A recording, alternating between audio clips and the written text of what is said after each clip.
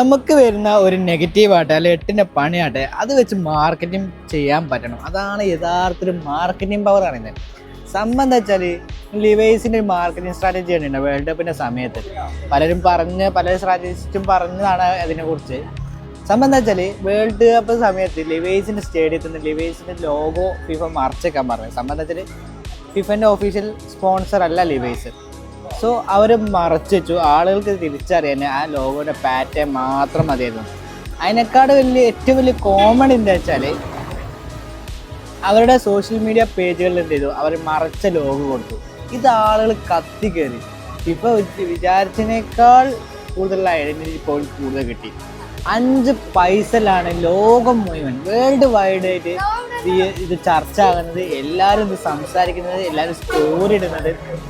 ഒരുപാട് fund invest ചെയ്യൽ മാത്രമല്ല മാർക്കറ്റിംഗ് എന്ന് പറയുന്നത്. ക്രിയേറ്റീവായ രീതിയിൽ എങ്ങനെ പൊസിഷൻ ചെയ്യുന്നുള്ളതാണ് മാർക്കറ്റിംഗ് എന്ന് പറയുന്നത്. 5 പൈസ ചിലവില്ലാതെ എത്ര മാത്രം റീച്ചാണിട്ട് പല ബ്രാൻഡുകൾ കോടികൾ മുടക്കിയിട്ടാണ് ഫിഫയിൽ ഓഡിയൻസിൻ്റെ അറ്റൻഷൻ കിട്ടാൻ വേണ്ടി കളിക്കുന്നത്. ഈ സമയത്താണ് ലിവൈസ് 5 പൈസ ചിലവില്ലാണ്ട് വേൾഡ് വൈഡ് ആയിട്ടുള്ള അറ്റൻഷൻ കിട്ടിയത്.